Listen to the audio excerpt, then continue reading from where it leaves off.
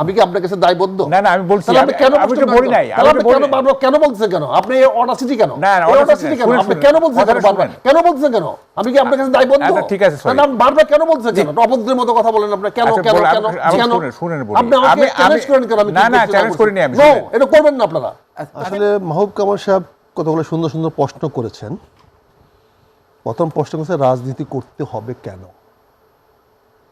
এর উত্তর শুধু একটাই, এই যে আপনি নিরাপদে নিভৃতে মনের কথাটা বলতে পারছেন, এইটা রাজনীতিবিদরা আছে বলেই বলতে পারছেন। না আমি আপনার প্রশ্ন করে জবাবে কথা বলি না, আপনি শুনেন তারপর আমি বলি। না হলে দাসটা লুটেরার হইতো, যার মূল লোক তার হইতো। রাজনীতিবিদ রাজনীতি হয় বলেই আপনি আজকে এই টেলিভিশনের টক শোতে বসে নিরাপদে কথা বলতে পারছেন, মনের মাধুরী মিশায় কথা বলতে পারছেন। এই টেলিভিশনটা চলতে পারতেছে, দেশে একটা সিস্টেম এবং একটা ব্যবস্থা হয়েছে। ওই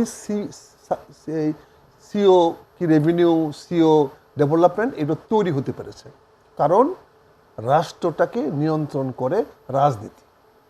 রাজনীতি করে বলেই রাজনীতি কোনো জনসেবা নয়, রাজনীতি করা হয় জনসেবার জন্য নয়, রাজনীতি করা হয় রাষ্ট্র শাসন করার জন্য। এবং রাষ্ট্র শাসন করার অধিকার কে পায়? সংবিধানে লেখা আছে সাথে জনগণই সকল ক্ষমতার উৎস। এই জনগণে 11তে লেখা আছে জনপ্রতিনিধিরাই একমাত্র রাষ্ট্র পরিচালনা করবে। এই জনপ্রতিনিধি কে হবে এটা জনগণ ভোটে নির্ধারিত করে। এই ভোটে দাঁড়ানোর জন্য রাজনীতি করতে হয়। কাজে রাজনীতি করতে হলে এমপি হইতে হবে। এমপি আর লেজিসলেচার এক জিনিস নয়, member of parliament and member of legislature এক জিনিস নয়। আপনি যে আইন পরিষদের কথা বলছেন সেটা হলো মেম্বার অফ লেজিসলেচারের জন্য, সে মেম্বার অফ লেজিসলেচার, এমপি আইন পরিষদের জন্য। তো এখন বাংলাদেশের যে সংবিধান অনুযায়ী যে পার্লামেন্ট আছে সেই পার্লামেন্ট মেম্বার অফ পার্লামেন্ট, সে পার্লামেন্টের মেম্বার। পার্লামেন্টটা হলো সার্বিক দেশের আইন পরিষদ, সমগ্র রাষ্ট্রের যে পরিচালনা পরিষদের নির্বাহী কমিটি এবং বিচার বিভাগের তিনটার সমন্বয় করবে এই মেম্বার অফ পার্লামেন্ট।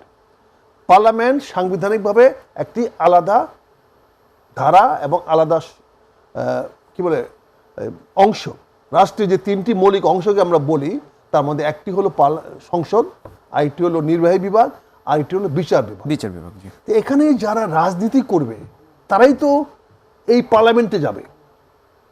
আপনি সাংবাদিক তো যাবেন না, ফুটবল প্লেয়ার তো যাবেন না, সিনেমার নায়ক তো যাবেন না, টেলিভিশনের ক্যামেরাম্যান তো যাবেন না, প্রযোজক তো যাবেন না, ব্যবসায়ী যাবেন না, স্কুলে মাস্টার যাবেন না, কলেজের শিক্ষক যাবেন না, ওই সিও সার্কেলে যাবেন না, সাবেক রিটায়ার্ড অফিসার যাবেন না।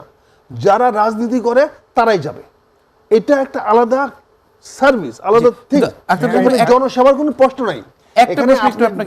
এখানে যেটা বলতেছেন স্কুল কমিটির ম্যানেজিং কমিটি কেন হচ্ছে, বাংলাদেশের অর্থ বরাদ্দ হয় ফেডারেল গভর্নমেন্ট থেকে। এখানে স্থানীয় সরকারের কোনো অর্থ নাই, অর্থটা বরাদ্দ করে এমপিরা। এমপিরা যে টাকাটা বরাদ্দ করে সেই টাকাটা স্কুল কলেজ ডেভেলপমেন্ট রেভিনিউ পায়। সেইটা দেখশন করার একমাত্র বৈধ অধিকারই তো রাখে এমপি। এমপি তো কোনো তার দয়া যাচ্ছে না এখানে। কিন্তু আপনি রাজনীতিবিদদের কথা বলছিলেন, কিন্তু একটা ডেটা যদি আমরা দেখি যে এইবার যারা প্রার্থী হয়েছেন তাদের মধ্যে 44% রয়েছেন ব্যবসায়ী। এর আগে আমরা এর চেয়ে বেশিও দেখেছি, 70%-এর বেশিও এরকম আমরা দেখেছি। আর 26% রয়েছেন শুধুমাত্র যারা রাজনীতিবিদ।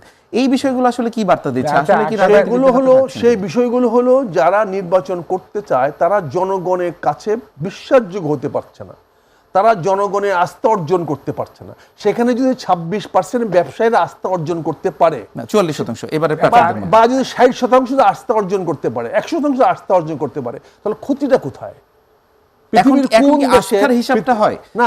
আস্থা হিসাবটা হবে না কিনা, আপনি ওই জনগণ যাকে ভোট দিচ্ছে সে তো আস্থার উপরে ভোট দিচ্ছে, নাহলে সে কেন দিচ্ছে ভোট? তাহলে জনগণকে জিজ্ঞাসা করেন যে তুমি কেন ব্যবসায়ীকে ভোট দিচ্ছ। তার যদি কোনো দোষ গুণ থাকে সেটা জনগণকে প্রশ্ন করবেন। এই যে আপনি বললেন যে রাজনীতি কেন করতে হবে, আমি তো 10 বছর এমপিগিরি করেছি, তার 30 বছর তো আমি এমপির বাইরে, তারপরেও তো আমি রাজনীতি করছি। আমি তো জনসেবা করছি না, সেবা করা তো আমার দায়িত্ব না।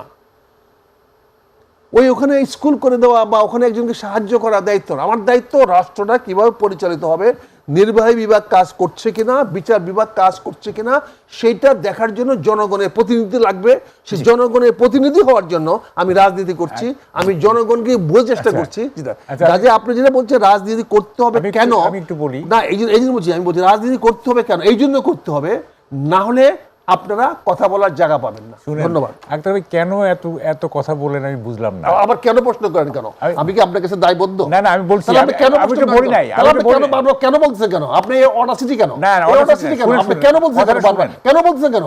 আমি কি আপনার কাছে দায়বদ্ধ? ঠিক আছে, সরি। না, বারবার কেন বলছেন কেন? অপদ্রের মতো কথা বলেন আপনি। কেন কেন কেন কেন? শুনেন বলি। আপনি আমাকে চ্যালেঞ্জ করেন কেন? আমি না না, চ্যালেঞ্জ করিনি আমি। নো, এটা করবেন না আপনারা। আপনি মতামত আপনি দেন, আপনি বলেন রাজনীতিবিদদের চোর, আমি চোরকে মানি না, 100 বলেন। আমাকে প্রশ্ন করেন কেন আপনি? আমি কি আপনার কাছে দায়বদ্ধ? আচ্ছা দাঁড়ান, রাজনীতি ছাড়া তো দেশ চলবে না, রাজনীতি থাকতেই হবে। তাহলে আমাকে আমি বলেছি কেন প্রশ্ন করেন কেন? না না, কেন করে দেন না আমাকে? আমরা ওনাকে শুনে আপনার কথা আমি বলেছি রাজনীতিটাই কেন করতে হবে যদি যোগ্যতা থাকে। রাজনীতি ছাড়া তো রাষ্ট্রই চলবে না, রাজনীতি থাকতেই হবে। আমি তো ওইটা বলি নাই, রাজনীতি ছাড়া তো রাষ্ট্রই চলবে না। আমার কথাটা হচ্ছে যে এই মানে আমার যদি যোগ্যতা থাকে আর যদি আমার বেটার অপশন থাকে, আমাকে কেন এমপি হতেই হবে? আমাকে কেন, আরও লোক আছে কিন্তু আমাকে আমার ন্যায় নীতি বিসর্জন দিয়ে কেন এমপি হতে হবে? আমার পয়েন্টটা ছিল এইটা, রাজনীতির সাথে রাষ্ট্র চলবে কিভাবে? রাষ্ট্র তো চলতেই হবে, রাজনীতি থাকতেই হবে, সেটাই আমার পয়েন্ট। এই জন্য আমি বলছি যে এই আপনি কেন বলছেন, এই জন্য যে আমি তো ওইটা বলি নাই, যে কারণে আমি এটা কথাটা বললাম। আচ্ছা, 2 নম্বর হচ্ছে যে লেজিসলেচার, আমাদের পার্লামেন্টেই তো আক্তার ভাই লেজিসলেচার। আমাদের তো অন্য কোনো লেজিসলেচার নাই, আমাদের পার্লামেন্টই তো আইন তৈরি হয়। লেজিসলেচার মানে তো আইন তৈরি হয়, এটা আইন তৈরি হওয়ার জায়গা সংসদ, পার্লামেন্ট। সংসদ মানে হলো এখান থেকে আমার প্রধানমন্ত্রী তৈরি হবে, এখান থেকে রাষ্ট্রপতি তৈরি হবে, এখান থেকে আমার ওই অম্বুডসম্যান তৈরি হবে, এখান থেকে আমার বিভিন্ন অফিসের মন্ত্রী তৈরি হবে, মন্ত্রী পরিষদ তৈরি হবে। শুধু আইন তৈরি না তো, ওই সংসদ থেকে মন্ত্রী পরিষদ হবে, ওই ফোন থেকে পার্লামেন্ট এই কি বলে প্রধানমন্ত্রী নির্বাচিত হবে ওখানে। এটা তো আইন শুধু আইন করবে না, আমাদের তো আইন তৈরি আর কোনো জায়গা নাই। না, আইন তো একটা অংশ, শুধু আইন করাই তো পার্লামেন্টের দায়িত্ব না। হ্যাঁ, অনেক দায়িত্ব আছে, অনেক দায়িত্ব আছে। আইন তৈরি তাদের একটা অন্যতম একটা অংশ। আইন অংশটা এমপিদের হ্যাঁ বা না ভোট দরকার, আইনটা নির্বাহী বিভাগ করে।